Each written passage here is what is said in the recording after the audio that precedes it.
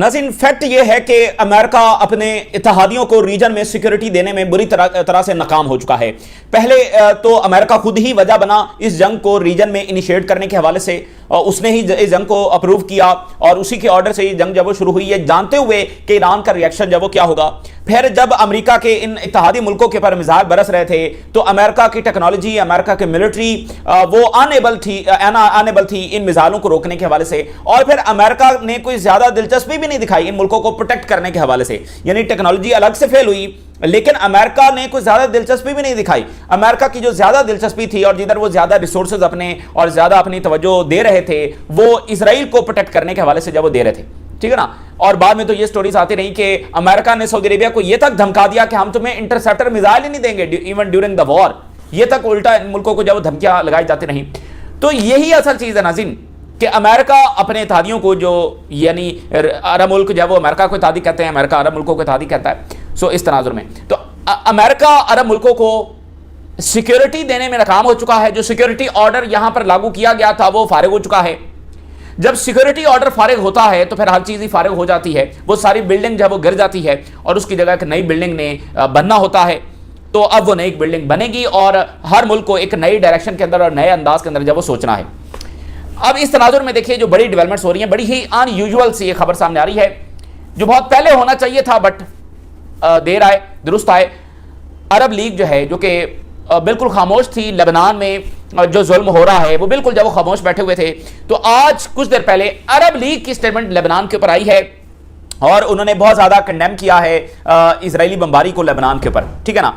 तो ये एक बहुत गैर मामूली साइन है कि अरब लीग जो देखें, ईरान तो स्टेटमेंट जारी कर रहा है, तो जो खामोश हैं वो बोले हैं। और वो खामोश भी किस वजह से है वो हमें पता है कि वो अमेरिका के प्रेशर की वजह से खामोश हैं। तो अगर आज वो बोले हैं और वो उन्होंने शदीद तनकीद का निशाना बनाया है और उन्होंने कहा कि फौरी तौर पर इजरायली हमले लेबनान में बंद करे, तो फिर ये एक साइन है कि मामला जब अब किस डायरेक्शन में जाने हैं। इन मुल्कों को जाहिर है अब अपनी पॉलिसी जब आगे बढ़ानी है, अब इनको कुछ ना कुछ इजराइल के सामने खड़ा होना है, इजराइल के हाथ रोकने हैं, तो इनको सिक्योरिटी अचीव होगी। क्योंकि इनकी सिक्योरिटी जो कंप्रोमाइज हुई है वो इजराइल की वजह से हुई है। इजराइल ने अमेरिका को कन्विंस किया और अमेरिका ने इजराइल को तरजीह देते हुए अरब मुल्कों को बिल्कुल पीछे छोड़ दिया।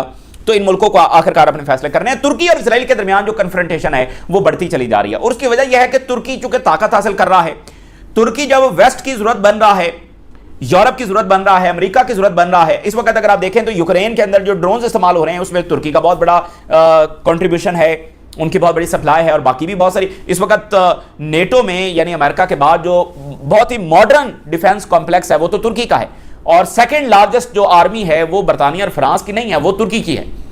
तो जब यूरोप और अमेरिका का फड्डा पड़ गया है तो अब यूरोप को किसी और की भी जरूरत है, तो इसलिए तुर्की की अहमियत जब वो और ज्यादा बढ़ गई है, तो इससे तुर्की को और ज्यादा लेवरेज जब वो हासिल हो गई है, इससे इजराइल जब वो परेशान है। तो अभी नेतन्याहू ने कुछ देर पहले स्टेटमेंट दी है जब ट्रंप वहां से रवाना हो रहे हैं और ये खबरें चल रही हैं कि वो F-35 तुर्की को दे सकते हैं। तो नेतन्याहू ने कुछ देर पहले ये कहा है कि तुर्की को F-35 जो नहीं दिए जाने चाहिए। तो यानी इजराइल बिल्कुल ये पसंद नहीं कर रहा, लेकिन सवाल यह है कि यूरोप और अमेरिका वो इक्विपमेंट्स जो वो आज तक उन्होंने नहीं दिए इस वक्त देने के लिए मजबूर क्यों हो रहे हैं? तो ये वो नई रीजनल एंड इंटरनेशनल रियलिटीज हैं जिसके अंदर जो एक पुराना ऑर्डर जारी था कि इसको ये देना है, इसको ऐसे कंट्रोल करना है, इसको इस जगह के ऊपर रखना है, ठीक है ना, इस मुल्क को ऊपर नहीं उठने देना, इसको हथियार नहीं बनाने देने, इसको F-35 नहीं देने, वो सारा जब वो खत्म हो रहा है क्योंकि मुल्कों की जरूरियात बदल रही हैं, मुल्कों के इंटरेस्ट बदल रहे हैं, ठीक है ना। अमेरिका अब सुपर पावर नहीं है, वो दौलत और ताकत का मरकज नहीं है। इसी तरह से बरतानिया दौलत और ताकत का मरकज नहीं है। जब ये चीज बदल जाएगी तो फिर सारा कुछ जब वो बदल जाएगा। तो ये एक मामला हुआ है। उधर जो फ्यूनरल हो रहा है वहां पर रेड फ्लैग आज बहुत ज्यादा जब देखे गए और रेड फ्लैग अलामत है बदले की, वहां से स्टेटमेंट्स भी आ रही हैं और आज बहुत बड़ी तादाद के अंदर यानी लाखों लोग जो आए हुए हैं, मिलियंस ऑफ पीपल, उन्होंने रेड फ्लैग जब वो आज उठा रखे, तो वो ये कह रहे हैं कि हमें जो बदला लेना है। और जेडी वैंस और नेतन्याहू की जो कन्फ्रंटेशन है बढ़ती चली जा रही है और वहां पर जो ज़ायनिस्ट लॉबी है उसने जेडी वैंस के खिलाफ एक बाकायदा लॉबिंग और कैंपेन जब उसके खिलाफ शुरू कर दी है, चूंकि उसने बयान दिया इसराइल के खिलाफ। तो ये एक लड़ाई अमेरिका के अंदर भी जारी है। अच्छा, उधर एक यूक्रेन के फ्रंट के ऊपर एक बड़ा वाकया हुआ है। बरतानिया फ्रांस जब वो रशिया के टैंकर्स पकड़ रहे हैं, तो अब रशिया ने क्या किया है कि इनका बरतानिया का एक एयरक्राफ्ट कैरियर जा रहा था तो उसकी तरफ अपने जहाज भेजे हैं और उसके बाद बरतानिया को अपना जो एयरक्राफ्ट कैरियर है वो वहां से निकालना पड़ा है। यानी एक कन्फ्रंटेशन का माहौल जब वो वहां पर भी बनता चला जा रहा है। तो ये भी सूरत आपके साथ शेयर करेंगे, लेकिन सबसे पहले जरा देखिए कि इसराइल के हमले इस वक्त लेबनान पर, गजा पर, शाम पर जब वो जारी है। Deadly Israeli bombing in Lebanon and Gaza as Iran holds huge Khamenei funeral. वहां चूंकि फ्यूनरल हो रहा है और इधर हिजबुल्लाह भी रिस्पॉन्ड नहीं कर सकती, ईरान भी रिस्पॉन्ड नहीं कर सकता, तो इसराइल जो इस वक्त सबसे बड़े हमले गजा और लेबनान के ऊपर कर रहा है। सो सून आफ्टर द बरियल, तदफीन के फौरी बाद जब वो कोई बड़ा रिस्पॉन्स दिया जा सकता है। और 11 जुलाई को एक मीटिंग भी हो रही है ईरान और अमेरिका की, जो अभी तक की रिपोर्ट्स हैं। अच्छा, 4 लेबनीज जो है वो नबातिया के एरिया में शहीद हुए हैं, यहां पर जो एयर स्ट्राइक की गई है। ये अब तक के सबसे डेडलीस्ट हमले हैं जो लेबनान पर हो रहे हैं और साथ गजा के ऊपर हो रहे हैं। आज रिपोर्ट ये सामने आई है कि इसराइल की जो AI से वो जो सिस्टम उनका काम कर रहा है, उसने 8,50,000 टारगेट्स को गजा और लेबनान के अंदर हिट किया है। 8,50,000 टारगेट्स को उसने जब आइडेंटिफाई किया वहां पर हिट किया, और जाहिर है वो सिविलियन टारगेट्स हैं और उनको ये हिट करते चले जा रहे हैं। तो ये एक कलेक्टिव पनिशमेंट और सिविलियंस को बेदरेग मारना, ये उसका सबसे बड़ा सबूत है। आज ये रिपोर्ट सामने आई है और इजरायली एनर्जी मिनिस्टर ये कह रहा है कि हमने एक नई जो सर्च है वो नेचुरल गैस के लिए शुरू कर दी है। ये वो फलस्तीनी गैस है, फलस्तीनी नेचुरल रिसोर्सेज हैं जिसको ये वहां से चुरा चुरा कर बेच रहे हैं। इजराइल का एक और मंसूबा, ज़ायनिस्टों का एक और मंसूबा भी जारी है। जैसे इनका एक मंसूबा रिजीम चेंजेस का है, तो ग्लोबल रिजीम चेंजेस ये कर रहे हैं, उसी तरह इनका एक और मंसूबा जो है वो रिसोर्सेज छीनने का भी है, लूटने का भी है। ये लैटिन अमेरिका के अंदर इस तरह के इनके बहुत सारे प्रोजेक्ट्स जो वो चल रहे हैं, जिसमें ये डिस्प्यूटेड वाटर से रिसोर्सेज जो वो निकाल रहे हैं। अफ्रीका के अंदर ये पूरी तरह से इन्वॉल्व हैं, वहां से डायमंड निकालने में, बाकी मिनरल्स निकालने में। सो कहीं ये नेचुरल गैस और ऑयल निकाल रहे हैं, कहीं पर ये डायमंड निकाल रहे हैं और कहीं पर ये कुछ और कर रहे हैं। ये सिर्फ फलस्तीनियों को लूट नहीं रहे, बाकी दुनिया के रिसोर्सेज को भी। अब इजराइल जब उसकी सबसे वन ऑफ द टॉप जो एक्सपोर्ट है वो डायमंड है, और डायमंड की कोई कान जब उस वक्त इजराइल में नहीं है। ये सारा ये लैटिन अमेरिका से और अफ्रीका से ये सारा जो डायमंड है निकाल कर लेकर आ रहे हैं। तो इधर जो है वो लेबनान के स्पीकर नबी बैरी, उन्होंने नेतन्याहू को जवाब दिया है। कल नेतन्याहू ने ये स्टेटमेंट दी कि लेबनान के जो कुछ विलेजेस हैं ये हमारे साथ खुद ही मिलना चाहते हैं, और ये क्रिश्चियन विलेजेस हैं हमारे साथ मिलना चाहते हैं। उसका नबी बैरी ने बड़ा सख्त जो है वो रद्दमल दिया है, और उसमें उन्होंने यूनिटी और नेशनलिज्म की बात की है कि बिल्कुल नेतन्याहू जो है उसकी एक नई साजिश है, पूरा लेबनान जब मुत्तहद है। और आप देखना कि रिलीजन की बुनियाद पर तोड़ने की कोशिश इन्होंने यही किया हुआ है। उधर क्रिश्चियंस को, इधर मुस्लिम्स को आपस में लड़वाया और दरमियान में अपना खेल जब वो खेल रहे हैं। तो जनाब अली, ये बहुत गहरी साजिशें हैं। हो सकता है वेस्ट, अब देखें वेस्ट के लोग कहीं ना कहीं समझ तो रहे हैं, टकर कार्लसन जैसे लोग और बाकी वो समझ तो रहे हैं। अब बरतानिया में देख लें, बहुत सारे ऐसे दानिश्वर हैं जो अब इन चीज़ों को बयान कर रहे हैं कि भाई ये तो हमें भी नुकसान पहुंचा रहे हैं, मतलब यूरोप भी नुकसान में है, अमेरिका भी नुकसान में है, मिडिल ईस्ट भी नुकसान में है, तो फायदा इसमें क्या हो रहा है? यानी अमेरिका इसराइल की जंगें लड़ने आता है तो क्या फायदा उसने उठा लिया है, यूरोपियंस इसराइल की जंगें लड़ने आया तो क्या फायदा उन्होंने ले लिया है। आज बरतानिया जैसे मुल्क की हालत यह है कि 10 सालों में 7 वज़ीर आज़म जो वो आ जा चुके हैं। वजह क्या है? इकोनॉमिक मसाइल हैं, और क्या वजह हो सकती है। तो अब जनाब अली सारी सूरत हाल के ऊपर अरब लीग ने पहली कंडेमनेशन जब वो जारी की है, और अरब लीग ने कहा कि ये बारबैरिक और ब्रूटल बिहेवियर है इसराइल की जानिब से, ये कलेक्टिव पनिशमेंट है जो इसराइल दे रहा है। इंपॉर्टेंट है ना कि आप क्या कंडेम कर रहे हैं, यानी आप इसराइल को बता रहे हैं कि वो कलेक्टिव पनिशमेंट दे रहा है, वो यहां पर कोई जंग नहीं कर रहा। कलेक्टिव पनिशमेंट होती ही जेनोसाइड है, एथनिक क्लिंजिंग है, तो ये foundation of the international laws के खिलाफ है। तो बहरहाल अरब लीग ने भी आज अपना जना थोड़ा सा सर निकाल के दिखाया कि हम भी हैं, ठीक है ना। तो ये बहुत अनयूजुअल है, लेकिन ज़ाहिर ये बयान तो रद्दी की टोकरी हैं, इन बयानों से तो होता कुछ नहीं है। बट बात करने का मकसद ये है कि ये तो बयान भी नहीं दे रहे थे ना, तो आज बयान दिया है, तो पूरी अरब लीग ने बयान दिया। सो डिस्कशन करके कुछ सोच समझ कर ही बयान दिया वो जारी किया गया इसराइल के खिलाफ लेबनान में, क्योंकि लेबनान को तो इन्होंने जब लवारिस छोड़ा हुआ था और उसकी जंग जब सिर्फ ईरान लड़ रहा था।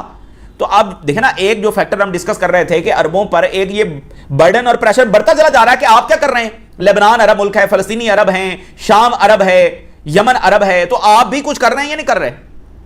ये सारे मुल्क अंडर अटैक हैं और आप कंडेम भी नहीं कर पा रहे और इसराइल का हाथ रोक भी नहीं पा रहे। ऊपर से आप अमेरिका को अपना सबसे बड़ा इत्तेहादी कहते हैं, तो अमेरिका तो मुकम्मल सपोर्ट है। अमेरिका ही ने तो लाइसेंस टू किल दिया हुआ इसराइल को रीजन में। अमेरिका की सपोर्ट के बगैर इसराइल कुछ कर सकता है? इनका तरीका वारदात क्या है? अमेरिकी वेपन्स और रिसोर्सेज से इसराइल जब वो कब्जा करता है, फिर अमेरिका जब वो अचानक एक थर्ड पार्टी बन के आ जाता है, सालिस बन के आ जाता है, वहां पर एक मुआहदा हो जाता है और इसराइली जो कब्जा है वो लीगलाइज हो जाता है। अमेरिका कहता है कि देखो अब इसराइल आ तो गया है, अब ये देखना बड़ी कॉम्प्लेक्स सूरत हाल पैदा हो गई है, चलो फिलहाल आप इसको यहीं रोक लो। तो वहीं रोक लिया तो बस उसका कब्जा जब पक्का हो गया, जैसे इन्होंने लेबनान में भी करवाया। ये इसकी ताज़ा तरीन मिसाल है कि पहले खुद कब्जा करवाया, फिर थर्ड पार्टी बन गए, सालिस बन गए, फिर कहा कि अब इसराइली फौज तो यहीं रहेगी। देखे ना, बड़ा कॉम्प्लेक्स मामला है। ये इनका तरीका वारदात है। तो लाइसेंस टू किल इसराइल को दिया हुआ किसने है? अगर अमेरिका ये 10 दिन पीछे हो जाए, आप देखें इस इजराइल की दुर्गत कैसे बनती है। ये सारे छोटे बड़े सारे मुल्क जब वो खड़े हो जाएंगे, चाहे वो कमजोर हैं चाहे वो ताकतवर हैं, वो सिर्फ अमेरिका की वजह से डरे बैठे हैं। तो आज आप देखिए कि जो अमेरिका का एक टॉप मीडिया आउटलेट है उसने ये रिपोर्ट जारी की है कि ईरान जंग ने गल्फ रियासतों को एक्सपोज किया है कि वो अमेरिका की हॉस्टेज हैं अमेरिकन वॉर की। यानी गल्फ रियासतें इस तरह से फंस गई हैं कि अगर अमेरिका एक जंग छेड़ देता है ईरान के साथ किसी भी वक्त, तो ये तो बिला वजह जंग में ड्रैग हो जाएंगी। और देखें गल्फ रियासतें, आज़रबाईजान नहीं, मिस्र नहीं, ठीक है ना, कोई और नहीं, तुर्की नहीं, गल्फ रियासतें, चूंकि ये इतनी अपने आप को डिपेंड कर चुकी हैं अमेरिका के ऊपर, और ये अपनी सिक्योरिटी इस तरह से अमेरिका को बेचकर सो चुके हैं जैसे कोई घोड़े बेचकर जब सो जाता है, जो मिसाल है। भाई अमेरिका का इत्तेहादी तो तुर्की भी है, लेकिन ये थोड़ी है कि आप अपनी सारी सिक्योरिटी उनके हवाले कर दें और उसके बाद जाकर सो जाएं। ऐसे तो कोई इत्तेहाद नहीं होता। इत्तेहादी तो इंडिया भी है अमेरिका का, तो इत्तेहादी तो सब एक दूसरे को होते हैं। इत्तेहादी तो ईरान भी है, चीन का और रूस का। अब क्या वो अपनी सिक्योरिटी चीन और रूस के हवाले कर दें? ये कौन सा फार्मूला है जो इन्होंने वैसे अपनाया?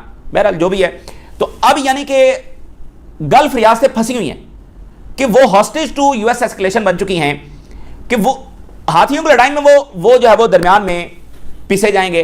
जो ही जंग होगी ये तय है कि उन्होंने इस जंग की लपेट में आना ही है, क्योंकि ना वो अमेरिका की बेसिस को खाली करवा पा रहे हैं, ना वो ईरान को मुकम्मल डिफीट दे सकते हैं। तो फिर दरमियान में फंसे रहेंगे, क्योंकि जंग तो जारी रहेगी, क्योंकि दोनों तगड़े हैं ना। अगर ईरान कमजोर होता और डिस्ट्रैक्ट कर जाता तो ईरान जवाब में मिसाइल फायर नहीं कर सकता था। तो चूंकि दोनों तगड़े हैं तो जंग तो जारी रहेगी, और ये दरमियान में हॉस्टेज बने बैठे हैं। तो इसलिए गल्फ रियासतों को कुछ करना है, वो इस पोजीशन में नहीं रह सकते कि वो बस बैठे रहें, इंतजार करते रहें जब जंग होगी फिर वहां मिसाइल बरसेंगे। ऐसे तो नहीं है बैठ सकते। तो इनको किसी डायरेक्शन में अपने आप को असर्ट करना है, इसराइल के खिलाफ अपने आप को असर्ट करना है। अगर ईरान से कोई मसला है तो उसके साथ चीन से बात करनी है, कोई मामलात को जब अंडरस्टैंडिंग के साथ जब हल करना है, क्योंकि अग्रेशन तो इसराइल कर रहा है इस वक्त। अगर ईरान अगर वो मैड है, पागल है, तो वो इस वक्त भी मिसाइल मार रहा होता नहीं। और भाई जब हमला होता है तो वो मिसाइल फायर करता है। तो इसलिए इनको असर्ट जो है वो इधर ही करना है, इसराइल पर करना है, अमेरिका से जो कुछ बनवाना है और अपनी सिक्योरिटी के लिए खुद जो है वो कोई बंदोबस्त करना है। और रशियन मीडिया ने लिखा है कि अल सीसी की अपीयरेंस मिलिट्री यूनिफॉर्म में देखकर और एक बड़े मिलिट्री हेडक्वार्टर का जो इनागुरेशन है वो देखकर हेडेक इन तल अवीव, इसराइल में शदीद परेशानी जब बनी हुई है। तल अवीव इस वक्त जब वो काफ़ी ज़्यादा हिला हुआ है कि ये अचानक अल सीसी को क्या हो गया है। अरे ये जो सारे मिस्र के हुक्मरान हैं, ये बाकी हैं, ये सारे अमेरिका ही की मर्ज़ी से आते हैं और उन्हीं की मर्ज़ी से जाते हैं। बट मैंने आपको बताया ना कि दुनिया तब्दील हो रही है, तो कुछ ना कुछ तो इनको अपनी जो बात है उसको असर्ट करना है। अमेरिका ने धमकी लगाई ना, ये अल सीसी जो है वो अमेरिका ही की अप्रूवल से आए हुए हैं। बट यह है कि अमेरिका ने धमकी लगाई अल सीसी को कि तुमने जब जंगी मशक़ें नहीं करनी या एक कोऑपरेशन तुर्की के साथ नहीं करना, तो मिस्र ने किया। और चाइना के खिलाफ मिस्र पर प्रेशर है, लेकिन चाइना के साथ भी मिस्र जब वो कोऑपरेशन बढ़ा रहा है। तो अब ये देखे ना कि जब अमेरिका ने सिक्योरिटी नहीं देनी, उल्टा जंगें छेड़ते रहना है, तो फिर उनकी सारी बातें कैसे मानी जा सकती हैं? तो ये वो चीज़ है जिस पर ये मुल्क जब भाई जंग तो ऑलरेडी उन मुल्कों में चल रही है ना, वो डिस्टेबलाइज तो हो गए हैं, इंस्टेबिलिटी फैल गई है, तो फिर सिक्योरिटी खामोश रहने से तो नहीं आएगी। देखें सबसे बड़ा डर गल्फ को यही था ना कि हमारे ऊपर मिसाइल ना बरस जाए, वो तो बरस गए। तो अब इसको रोकने का तरीका क्या है, इसका सोल्यूशन क्या है? इसका सोल्यूशन खामोश रहना तो नहीं है, इसका सोल्यूशन ईरान के साथ जंग करना तो नहीं है। तो जहां इस चीज़ का सोल्यूशन है वो उसी तरफ अब बढ़ेंगे ना, ये बढ़ना उनके अब सर्वाइवल के लिए मजबूरी है। और ये काम इनको उस वक्त करना चाहिए था जब गजा में जेनोसाइड शुरू हुई, उस वक्त इनको खड़े हो जाना चाहिए था। ये उस वक्त कहते थे ये मसला फ़लस्तीनियों का। आज इनको ये समझ आया ये मसला फ़लस्तीनियों का नहीं है। आज इनको ये समझना चाहिए ना, और ये समझ गए होंगे बहुत सारे कि भाई वहां से जंग शुरू होकर हमारे यहाँ आ जाती है, तो वहां उस जंग को बुनियादी तौर पर जब रोकना जरूरी है। वो इनकी नेशनल, जैसे तुर्की कह रहा है कि गजा हमारी नेशनल सिक्योरिटी का हिस्सा है, बेरूत हमारी नेशनल सिक्योरिटी का हिस्सा है। भाई जो वाइज मुल्क हैं, जो सेंसिबल मुल्क हैं, वो ऐसे ही सोचते हैं। आपके बॉर्डर पर एक जेनोसाइड हो रही है और आप कह रहे हैं ये तो उनका मसला है। ये वैसे दुनिया के किस कोने में होता है जो इनकी सिक्योरिटी डॉक्ट्राइन थी? तो उसका नताज भी आप देख लें। तो अब इनको आगे बढ़ना है, सोचना है, कुछ अपनी सिक्योरिटी के लिए जो करना है। सो नेतन्याहू सेज के Turkey should not be supplied with F-35 jets. अच्छा बस इजराइल को देते रहो ताकि इजराइल जिसको चाहे मार दे, जहां पर जाए जो बमबारी कर दे, लेकिन आगे से इजराइल का सामना करने वाला कोई नहीं होना चाहिए। ये जो डॉक्ट्राइन है ना, वो ये है कि इजराइल के पास सबसे लीथल वेपन्स होने चाहिए, वो जिसको चाहे अटैक कर सके, और अगलों के पास अपना डिफेंस के लिए भी कुछ नहीं होना चाहिए। तो ये डॉक्ट्राइन है। तो अब तुर्की F-35 लेकर इजराइल से तो नहीं लड़ने वाला। और आप देखिए कि इजराइल ने सऊदी अरेबिया के खिलाफ कहा कि इनको जेट्स नहीं मिलने चाहिए। इवन इजराइल ने यूई को जेट्स देने से रुकवाया। यूई और अमेरिका की डील हो रही थी, इजराइल ने वो भी रुकवाई, उसको यूई भी कबूल नहीं है। कि इसको भी जेट्स जो वो दिए जाए। तो अब बात यह है कि अमेरिका ये देने पर मजबूर क्यों हो रहा है?